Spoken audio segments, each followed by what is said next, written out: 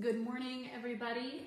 I've been taking a break and I am back at it today, and a very well needed break.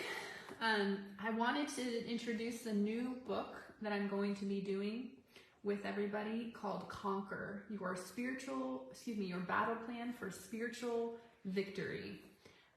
So I'm just gonna give you guys just a little sneak peek at what it is. So Conquer, your battle plan for spiritual victory. Okay, so one of the things that we're going to be talking about on my channel is something that I feel like is not talked about enough, and who your real enemy is, okay? So this particular guy talks about his struggle with sexual sin. He says he had a very successful ministry, his wife loved him, and hundreds of others were influenced by his ministry, but he could not resist lust, right? So he could not keep sexual fantasies out of his head. He had a desire for so long that he secretly accommodated it. So this is actually about pornography in the church. And God has really been speaking to me about this, how we as the body have absolutely no right to judge the world when we have sexual pornography and all sorts of stuff going on in the church right now. So what we're going to be talking about is who your real enemy is. Conquering your battle plan for spiritual victory, all right?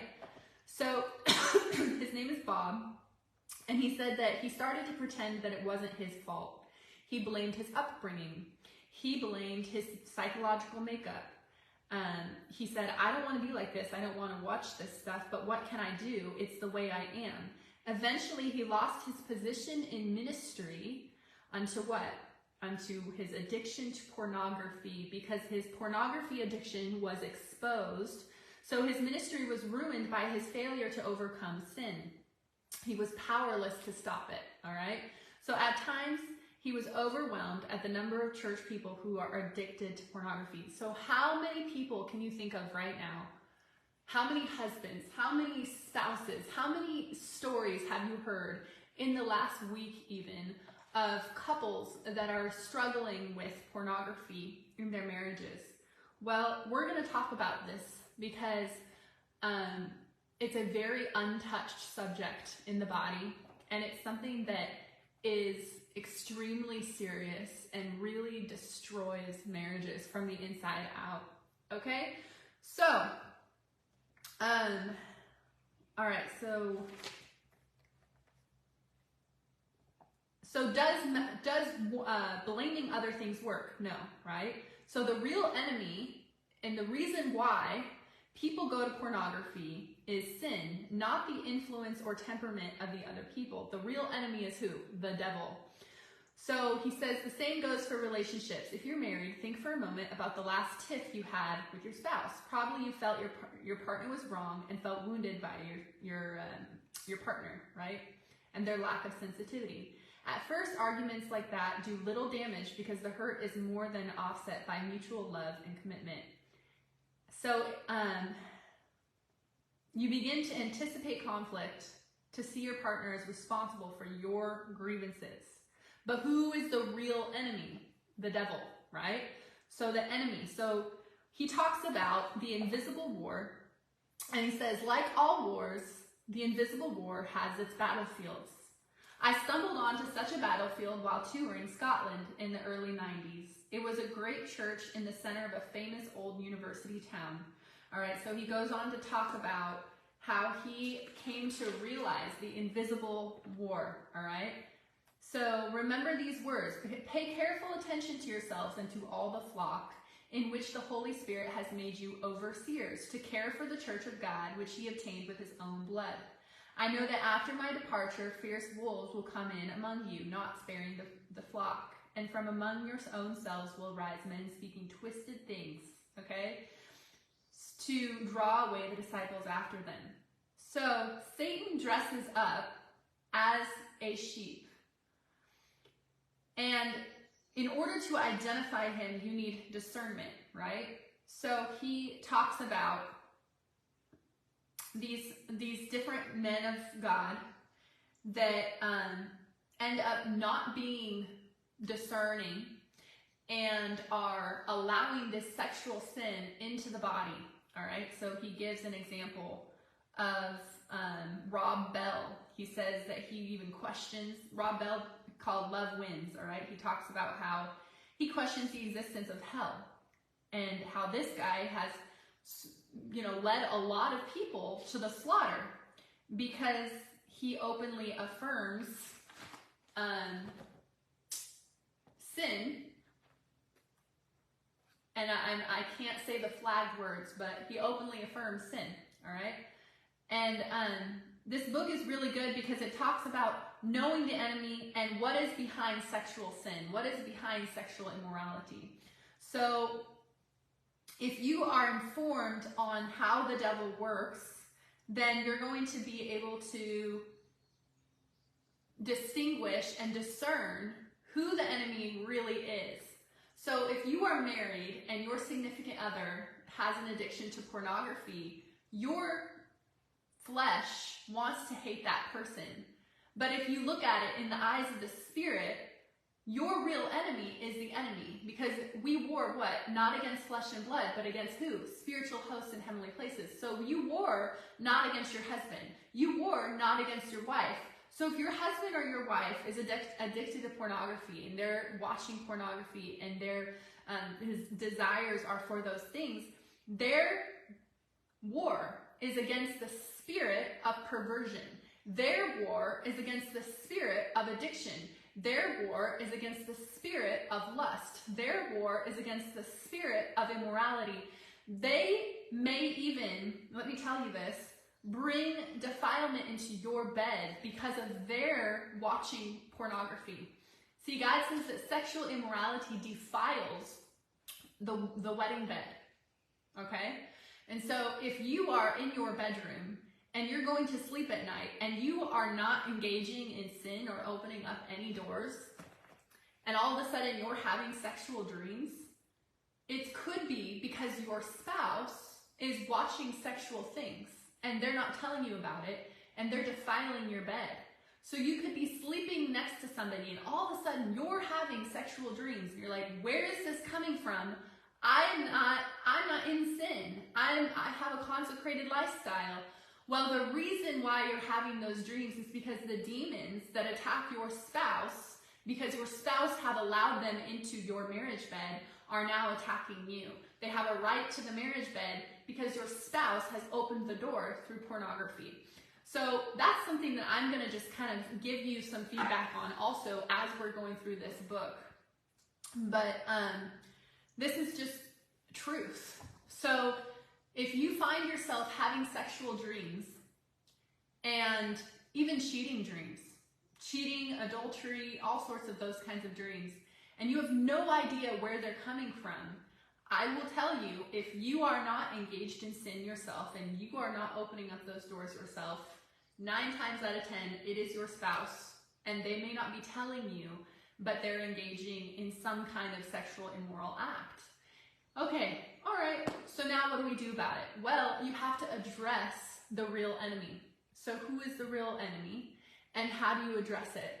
First of all, I've done videos on this, but you guys have probably seen them, and maybe you need to go back and watch them.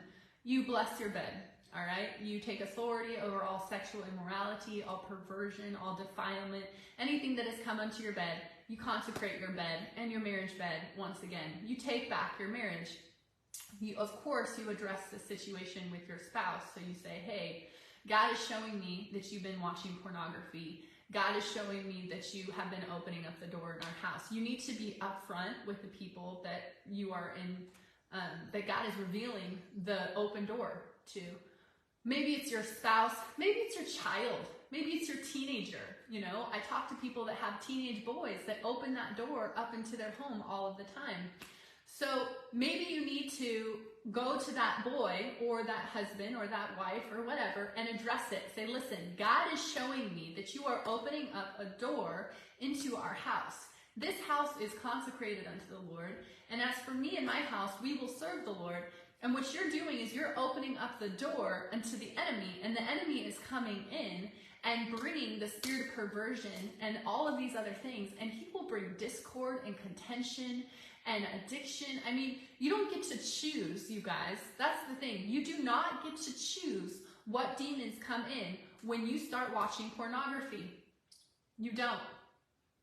You allow your entire household to suffer for your selfish desires. When you watch pornography, you are not just getting off yourself, but you are allowing those spirits to come into your home and then feast upon your children. Let me say that again. If you invite that into your home, do not be surprised if your children are all of a sudden falling into sexual sin, falling into sexual curiosity. Do not be surprised if all of a sudden your children are curious in the bathtub and things are happening like that in your home. Oh, what is going on? Oh, I don't know. Maybe because you opened the door. Take some responsibility. So if you are watching sexual content, perverted content, and then you come home or you're in your house and all of a sudden your children are beginning to have bad dreams.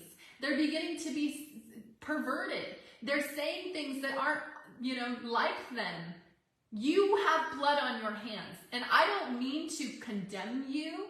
I'm hoping that this brings conviction upon every single individual that thinks that this is not a big deal, because it very much is. And because you are not just bringing this upon yourself, but upon your entire family. It's a very selfish sin because it allows that spirit to come in and torment the entire household. Even the ones that are walking in purity will be attacked by that spirit because you have let it in. So if you go forth and you open the door to all sorts of sludge into your home, do not think that it is strange when all of a sudden your marriage is falling apart, your children are having bad dreams, there's sexual desires that you can't, all of those things. You are now opening up a door to your entire household. You have compromised your household, and this is a serious, serious matter. And we don't talk about it enough that so many different Christian marriages are facing pornography in the household, and and families, and they don't know how to talk about it, and they don't know how to combat it. And I will tell you that the only way that you will combat this is if you identify the true enemy. So this is a really good example, right? The enemy is the demon behind it, but not just that, but sin, okay? So this is really good because he actually talks about where did the devil come from. He talks about pride coming before the fall and different classes and numerous ranks. I mean, this is very, very in-depth if you want to talk about different ranks of the enemy and those kinds of things. Now, it would be really easy to just say, okay, we're just going to ignore this. We're not going to talk about the devil. But when he's in your house, you can't just ignore it. If he's come in and he's trying to steal your marriage and he's trying to steal your family, you cannot ignore that. You can't just go la-di-da, everything is perfect. I'm just going to not even address that the devil is real, because he doesn't want you to know that he's trying to steal your family right from underneath your nose. See, I talk to people that teenage boys are addicted to pornography and they cannot help themselves.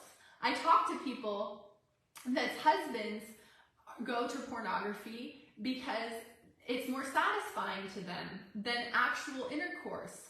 I talk to people whose marriages are failing because they have no intimacy anymore, and their husbands or their wives are either addicted to girl pornography, right? The softcore stuff where they basically watch 50 Shades of Grey and all sorts of, the housewives shows and stuff. You guys, this is not innocent. It's not. So we have to be able to understand that if the enemy can get you to compromise if the enemy can get you to rationalize, if the enemy can get you to make little, excuses here and there, that's all he needs. And then when you're satisfying yourself, instead of intimacy with your spouse, he'll say things like, it's okay because she withholds herself from you. So therefore, it's okay for you to do these things. Or it's okay because you need release. And so you're gratified. You can be gratified. And this is okay for you to do because you deserve it. Doesn't that really sound familiar? You deserve to release yourself. So you can just go and find any way to release yourself because you deserve it. It's the same God, the same demon that tells you it's okay to have 20 donuts because you deserve it. It's okay to have whatever. It's that same selfish spirit, that self-will that tells you it's okay to go self-gratify because you deserve it, because you're a man, because you have urges that are not being met, and so therefore it's okay to sin.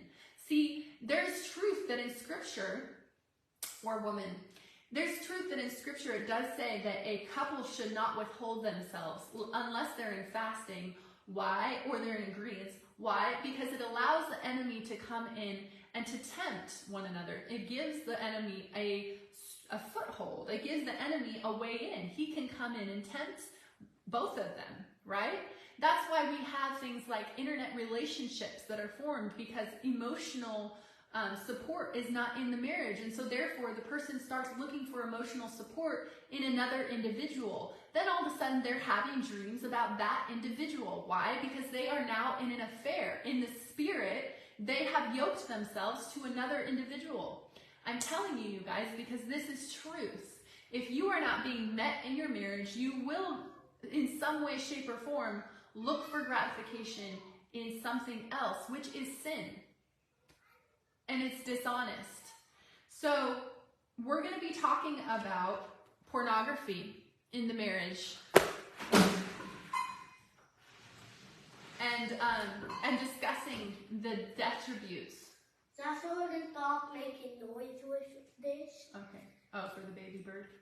Yeah, and then when I took it out of the shanty, this slapped me in the neck. Okay, that's not good. Thank you. I'll hold on to this. Thanks. Don't let anybody take it. Thank you. And then bacon when you're done. You just tell him that he cannot whack you like that and that hurts your feelings. Okay? Are you bacon? I'm gonna have to talk with him after. I'm gonna have to talk with you. Okay, so we're gonna be discussing this dragon, all right, of pornography that is absolutely 100% not talked about in the wide church, and it needs to be. We're going to talk about the fact that people think it's okay to gratify themselves. So I'm not going to say the M word. We're just going to call it self-gratification, and have intimacy with themselves, all right, instead of their spouses. We're going to talk about how that's not okay, and how so many people have justified in their mind that it's a natural desire, and therefore it's all right to self-gratify. I'm sorry, I don't care who you are. It is not okay. God says you are not your own. You're not your own. Your body is not your own. So if you are sitting around and self-gratifying yourself, you are ultimately having intercourse with a spirit. Your husband is not there with you. Your wife is not there with you.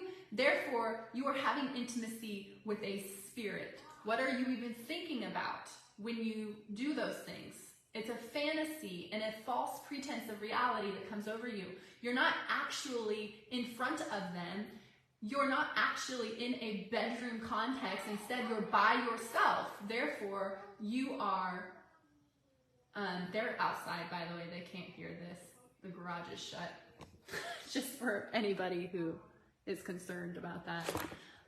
Therefore, you are having intimacy with a demonic spirit. And I know that that's a little hard for people to understand, but a spirit will come and will gratify you. You will have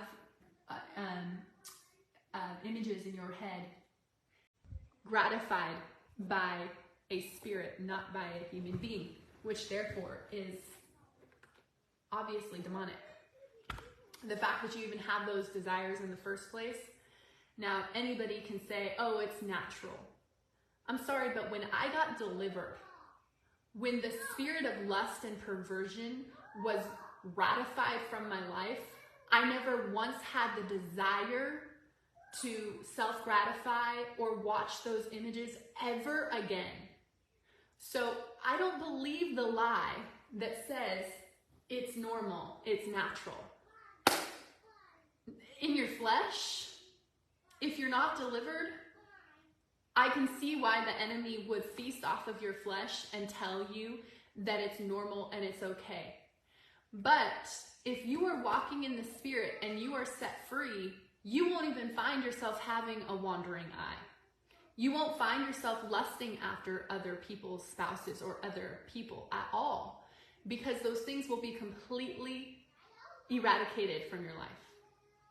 I can absolutely, without a doubt, say I do not lust.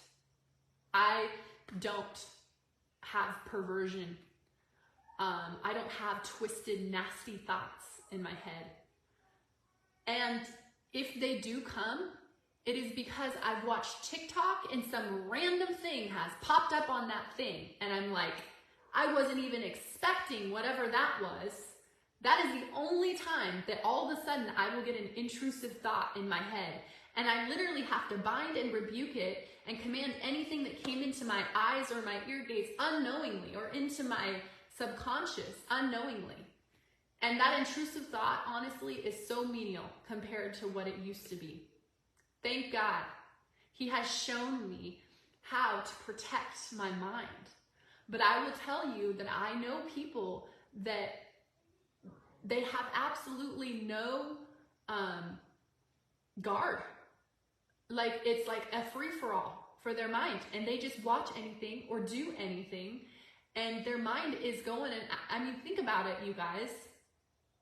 Think about it this way. I know that the only way I can explain it is like your mind is like a garden, okay? And it is this beautiful, beautiful, flourishing garden, and it can be flourishing with love and joy and peace and like good thoughts and just beauty and truth. raccoon poop. Okay. All right. I'll be right out, okay? I just found raccoon poop. Okay, go check on your baby bird. So it can be flourishing with whatever things are good, noble, just, true, praiseworthy, all of those things, virtuous. However, when you open your mind up to anything that is on your screen, or if you're on your news feed, or your TikTok, or you're watching bad things, you are allowing toxicity and poison into your garden. And this isn't like a pest control. It will destroy your plants. It will destroy your flowers. It will destroy any kind of nutrients left in your garden, okay? And so what's happening is not only that, you're inviting serpents and snakes and poisonous, just nasty things to just come and consume your fruit. It will eat of your joy. It will eat of your peace. It will eat of all of the nutrients that is left over in your garden. And you'll wonder why I can't find peace. Why can't I find peace? Why can't I find soundness? Why can't I find joy? Well, what are you putting inside of your mind? And what are you justifying as okay? What are you saying is okay for you to watch? What are you compromising? Because I will tell you that there's no compromise with God. There's no carnality and worldliness and rationalizing. Oh, it's all right because it's a love story. They're married. They're not really married. Half of the actors, man, I grew up with this. I would watch stuff and I kid you not, the people I would watch them with would go, it's all right, they're married. In real life, the actors that are having intercourse on the screen are not actually married. So therefore you're enabling, you're sowing into what you're watching. You know, like when I would watch the Titanic as a child, there was some extreme sexual scenes in that. Oh, it's okay. They love each other, or they're married. I don't even think they were married on that. But I was still told that, oh, well, they're married. It's all right. It's all right. It's okay. They're not actually married, you guys. In real life, they're not. So what are we actually sowing into? What are we bringing into our homes when there are these romantic love scenes and you just justify it all the time, you know? Like, we have to draw a line. And you got to get strict. You got to start actually putting up some boundaries in your home. If you really truly want to protect your children from the sexual perverse thing that is out there, this dragon that is out there, if you want to cut off the head of this dragon's head is off. That's a great analogy. If you want to cut off the head of this dragon, all right, you're going to need to draw some boundaries. You're going to need to say, that's not allowed in my house. I'm not going to allow this to come into my home. Your children that are watching what they're watching, you are called to be their parent, not their friend. If you need to go in there and say, hey, you're not going to watch this in my home. We're not allowing this into this house because it's consecrated unto Yahweh. This place is his tabernacle. This is his temple. And I don't appreciate you allowing darkness into this place. Therefore, you're not going to watch A, B, and C because it's allowing stuff into you, because it's compromising your mind, because it's allowing perversion into your head. You know, a lot of what you might need to do is say, do you like having bad dreams at night? Do you like being tormented? Do you like the feeling of perverse images in your mind or intrusive thoughts? They won't say yes. If they say no, that is your opportunity to say, okay, then we are not going to allow it into our minds, because that is what you're doing. These are the two gates that go straight to the mind. And if whatever you are watching, see, God says, if your eye be you're full of light, your whole body will be full of light. It's the lamp of the body. But if your eyes are full of darkness, your whole body will be full of darkness. And so if you are sitting there and watching perverse images, your whole body is going to be full of darkness. That is it's a right that the enemy has. It's a right. You let him in. And whether you're saved or not, you let him in. So that's what you have to start teaching your children, is these things. Hear no evil, see no evil, speak no evil. Those three monkeys are the most prophetic, profound images that you can speak to them about. See no evil, hear no evil, speak no evil. Those are your gates. See no evil, hear no evil, speak no evil. If you're allowing things into your eyes, it will produce in your mind. Therefore, it will also, what a man thinketh in his heart, you will become. So now all of a sudden, you'll find yourself with fruit of perversion and crooked ways and thinking differently. Why? Because you have eaten of corrupt fruit through your eyes. Because whatever you let into your eyes, you've now eaten of. Whatever you speak, you now eat of. And now you're planting this in your mind, and what you think in your heart, you will become. So now you're becoming those things. So I just wanted to encourage you guys, again, go ahead and purchase this book. It is called Your Battle Plan for Spiritual Victory. He's a toy balloon. And, is that a worm? No? Yes, it is. It's a toy one. And we're going to do some more diving in about who your real enemy is and how to protect your marriage from being defiled from those things. I'm going to censor myself now because my children are in the way, are not in the way, in the in the church. All right. God bless you guys. I'm going to take off and rest some more, and then we'll be back on it on Monday, and I'll be doing a study with you guys. All right, God bless you. Okay, let's get the worm into a container or out of the church. Let's put it somewhere else.